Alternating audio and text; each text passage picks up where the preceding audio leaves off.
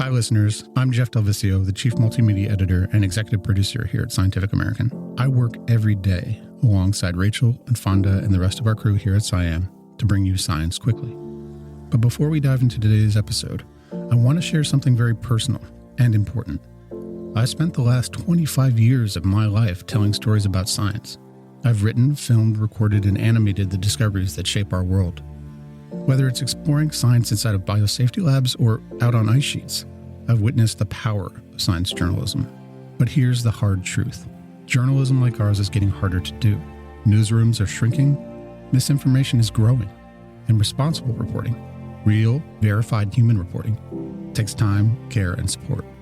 Subscribing to Scientific American is the best way to keep science journalism alive. By subscribing to SciAm, you're supporting the work we do to bring you science quickly. Please consider getting a subscription today at scientificamerican.com/getsciam/science quickly. As Thomas Jefferson once said, if a nation expects to be ignorant and free in a state of civilization, it expects what never was, never will be. I know we all want to live free, so let's keep learning together.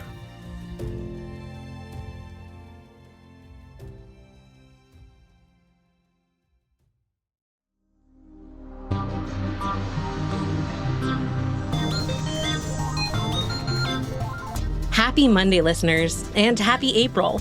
For Scientific American Science Quickly, I'm Rachel Feltman. Let's kick off the week with a quick roundup of science news you might have missed.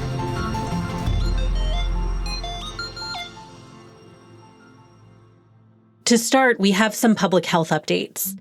Last Friday, the Texas Health Department reported that there have been 481 known measles cases since late January, up from 400 on March 28th.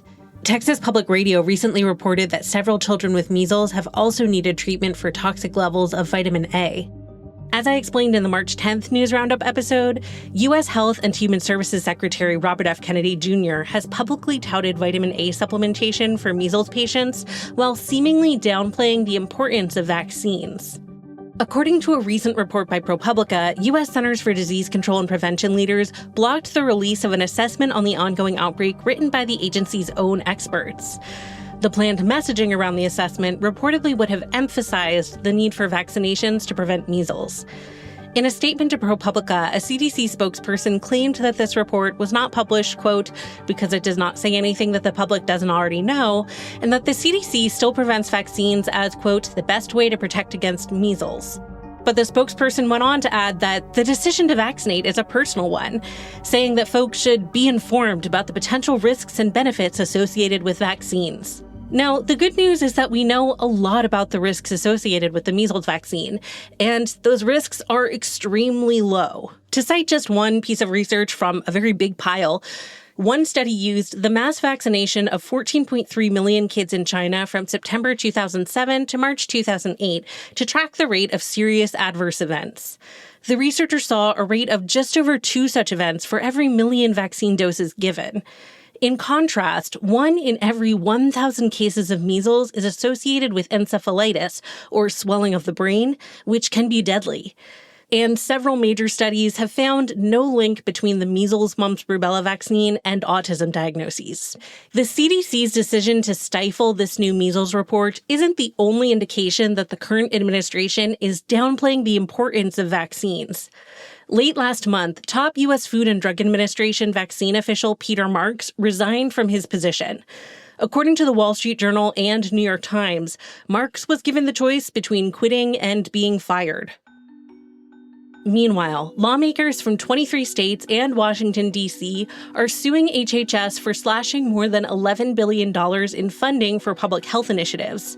We actually mentioned those cuts in last week's News Roundup.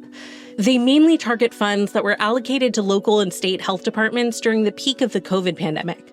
According to the lawsuit, which was filed last Tuesday, that money was never earmarked as being solely for pandemic response initiatives like COVID testing. Some of the funding has been directed towards strengthening public health infrastructure to make states and communities more resilient to pandemics and other major crises, including measles outbreaks, the spread of bird flu, and the ongoing opioid epidemic, according to the lawmakers. Last week, NBC News reported that the Dallas County Health and Human Services Department had to cancel dozens of planned free measles vaccination clinics due to these same funding cuts. Speaking of health in the U.S., a new study suggests that folks in America live shorter lives than their economic counterparts in Europe.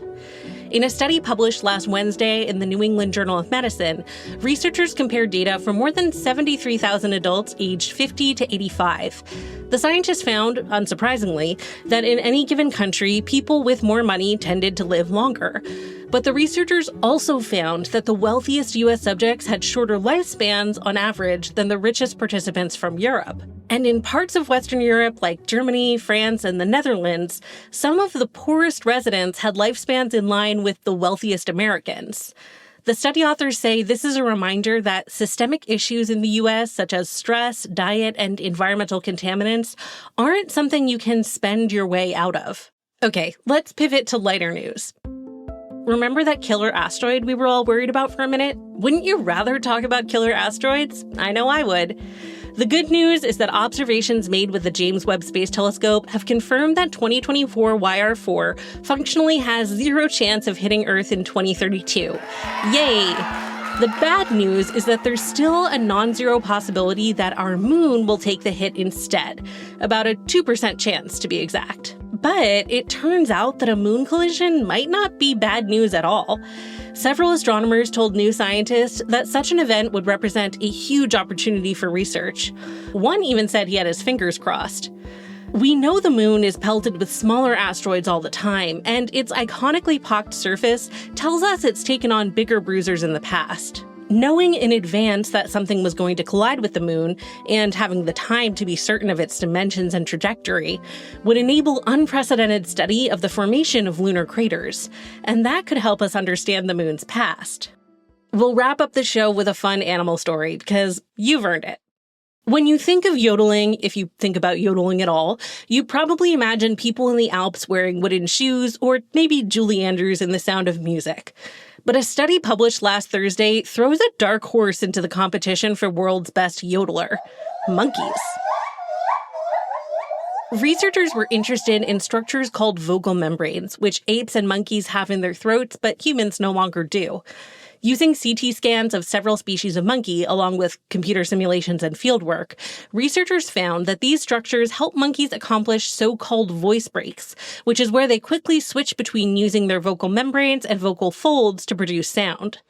The result is that quick change in frequency we hear when humans yodel or make that quintessential Tarzan yelp. Here's an example from the tufted capuchin. That might not sound very yodely, but things get more clear when you slow the call down. Previous research has suggested that humans gave up these membranes to make our speech more stable, but I guess that might have come at the cost of some really sick yodeling skills. That's all for this week's Science News Roundup. We'll be back on Wednesday. Science Quickly is produced by me, Rachel Feltman, along with Fonda Mwangi, Kelso Harper, Naima Marcy, and Jeff Delvisio. This episode was edited by Alex Seguiara. Shana Poses and Aaron Shattuck fact-check our show. Our theme music was composed by Dominic Smith. Subscribe to Scientific American for more up-to-date and in-depth science news. For Scientific American, this is Rachel Feltman. Have a great week.